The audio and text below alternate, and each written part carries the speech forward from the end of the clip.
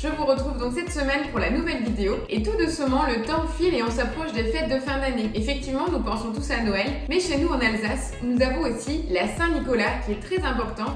Et habituellement, nous la fêtons en famille autour d'un bol de chocolat chaud accompagné de nos Manala, dit dans le Haut-Rhin ou Manele dans le Bas-Rhin. Qu'est-ce que c'est? C'est une petite brioche en forme de bonhomme. On peut agrémenter de pépites de chocolat ou tout simplement d'un glaçage au sucre, selon les traditions. Et cette fête, la Saint-Nicolas, c'est donc le 6 décembre. C'est tout simplement la semaine prochaine. Voilà, et donc pour cela, je vous propose de faire la vidéo avec vous pour avoir le tour de main du façonnage et que vous puissiez donc partager avec toute votre famille autour d'un bol de chocolat chaud cette petite brioche appelée le Manala. C'est vraiment un souvenir d'enfance chez nous. Alors tout simplement, donc vous retrouvez la recette sur Cookidoo qui est intitulée Manele. Voilà, on commence et je vais verser donc 200 g de lait. J'y rajoute ma levure boulangère. Donc comme vous pouvez le voir, c'est un triangle. C'est la levure en fait, le cube qu'on trouve à 42 g que j'ai tout simplement coupé en deux et mis au congélateur. Donc bien entendu, ne la décongelez pas au préalable. Vous la mettez directement dans votre bol. C'est très important à savoir puisque si vous décongelez votre levure avant de la faire chauffer dans le levain, vous allez la tuer. Donc là, on va garder vraiment le côté puissant pour avoir une pâte aérée. Je rajoute également 120 g de beurre et 100 g de sucre. Une petite goutte d'extrait de vanille et c'est parti. On part pour 3 minutes à 37 degrés, vitesse 1. C'est la base du levain. Habituellement, donc vous faites fondre votre levure dans un liquide. Là, on y rajoute directement le beurre et le sucre pour faire fondre le tout.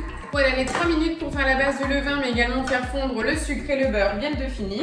Donc on a déjà un liquide bien homogène. Et je continue, donc on va émulsionner le résultat obtenu pendant 5 secondes pour avoir une levure bien aérée et réactivée. Voilà, on a quelque chose de bien mousseux, je ne vais pas vous le montrer. En tout cas, là vous voyez la levure, donc on sent bien la levure, on a quelque chose de mousseux, donc vous savez qu'elle est encore active. Pareil, la levure que vous mettez au congélateur, ne la gardez pas plus d'1 mois.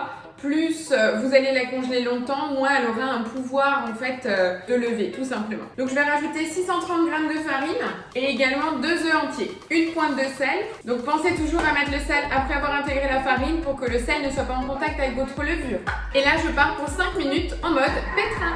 Donc pour celles qui découvrent en fait le Thermomix, ce bruit-là est tout à fait normal. Notre pétrin tourne 5 fois dans un sens, une fois dans le sens opposé pour décoller notre pâte.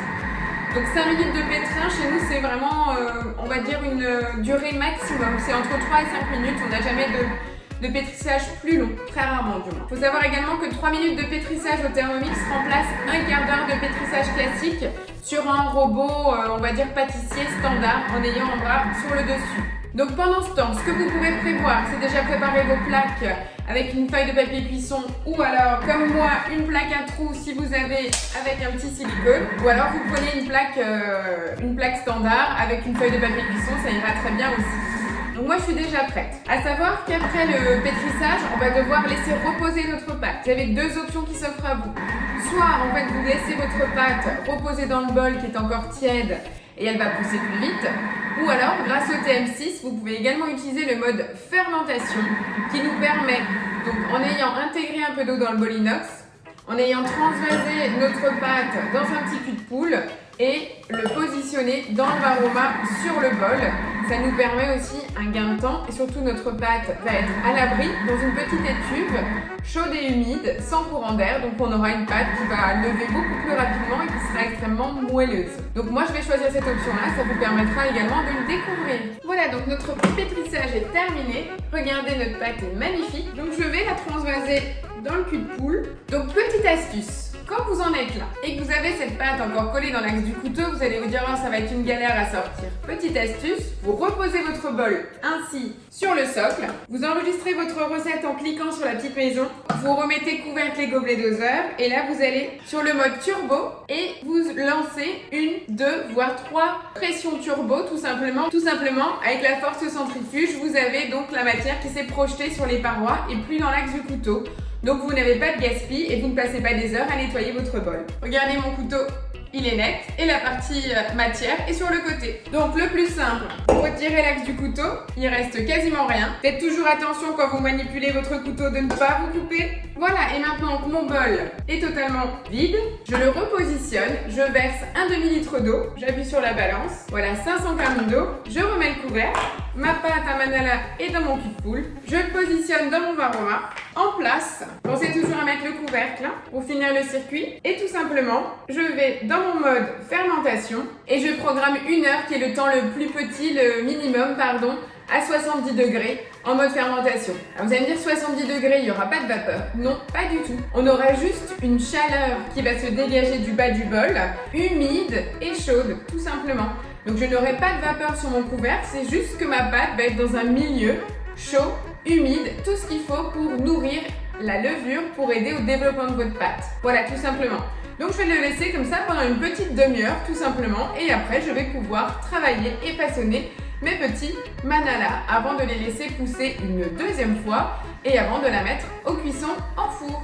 Et voilà, je retrouve donc ma pâte après une demi-heure de pause en mode fermentation. Elle est très très belle, le bol est tout chaud et donc il ne reste plus qu'à façonner. Voilà, donc tout d'abord je décolle ma pâte du saladier. J'ai mis en place donc mon petit silicone que je vais fleurer très finement. Et maintenant l'astuce de boulanger, donc quel est le poids pour faire un manala idéal? Donc quand vous êtes sur une base de pâte nature comme moi, je vous conseille une base de 80 grammes. Donc là tout simplement, je vais sortir l'ensemble de ma pâte. Vous voyez, cette pâte, elle se travaille super bien. Je la dégaze, c'est volontaire. On entend carrément la pâte où je fais ressortir toute l'air, c'est normal, c'est fait pour. Et donc là, je forme un grand boudin, tout simplement.